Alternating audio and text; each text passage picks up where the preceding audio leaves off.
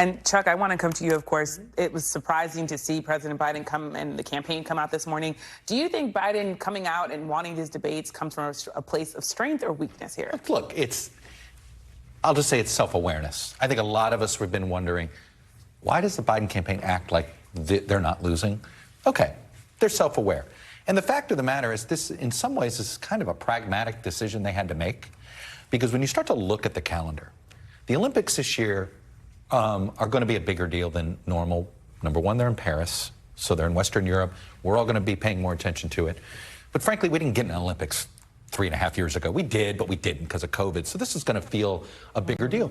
That's blocking out a month, okay? So there's a month. The conventions they get your partisans. But how is he going to talk to the other 60% of America, right? He has figured out how to talk to his base and even people that are base adjacent.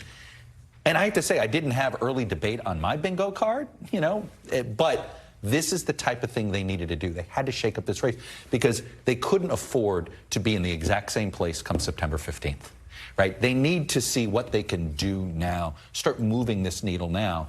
And frankly, you suddenly realize July and August are off the table.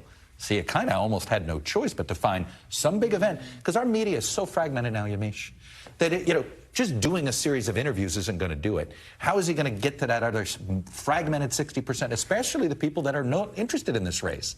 Create a big event.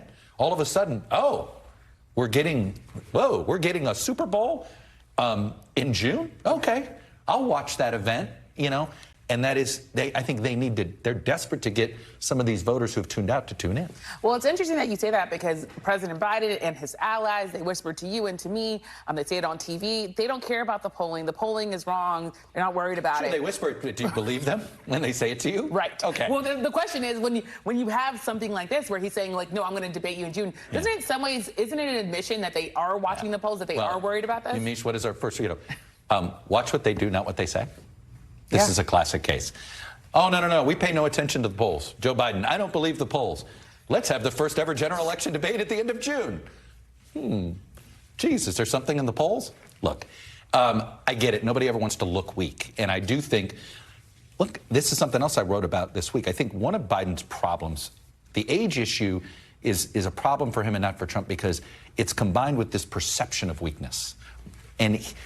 And in some ways, him being the one to dictate the debates now, I think allows him to look a little stronger. And I think they needed some moments like this. I have to be honest with you. I'm surprised at how quick the Trump campaign is agreeing to all this because it's Biden that needs these debates. Now, I have one thesis I have is they wanted to make sure RFK Jr. didn't get in this debate.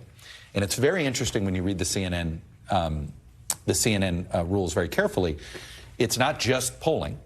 I think he could meet the polling threshold, 15% in 4 polls. It's are you on the ballot in enough states that add up to 270 electoral votes? By June 20th, I don't think he will be. Yeah. Now, he might be by the fall. And I think if both Trump and Biden believe they don't want Kennedy on that stage, I think by the fall, one of them is going to wish they actually may want Kennedy as a foil on that stage. But I do think that's why Trump must have agreed early, because he definitely doesn't want Kennedy on the debate stage. So he gets a one-on-one. He has to concede audience and he has to concede timing, but he does guarantee a one-on-one, and I think he cares about that more than anything else. Well, I also have to ask you about the Trump trial. It just has not moved the needle, even though there's massive coverage of it, even though there are Republicans showing up in red ties and blue suits, sort of echoing his statements. What do you make of that, and why do you think that is? I wrote about that today, and I flash back to 1998, the Bill Clinton impeachment. And it was all about an affair with an intern.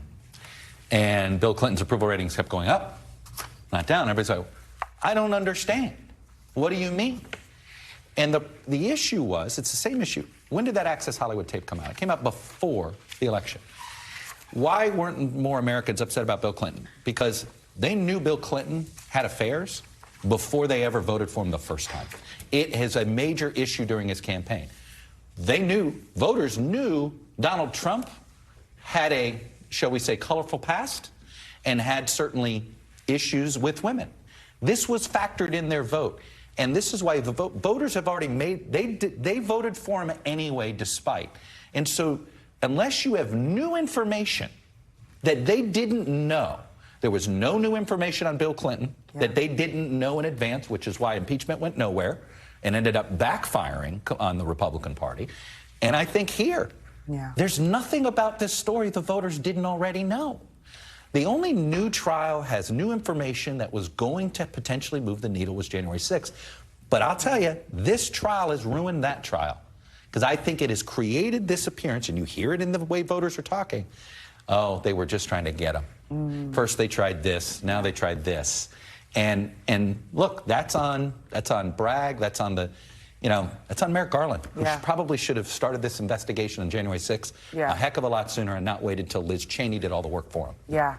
Well, we'll have to keep following all of that with all of the criminal issues that Donald Trump is dealing with. So thank you so much, Chuck Todd, for coming on. I'm just glad we're going to get a debate before the 4th of July. That's great. Thank you. Thanks for watching. Stay updated about breaking news and top stories on the NBC News app or follow us on social media.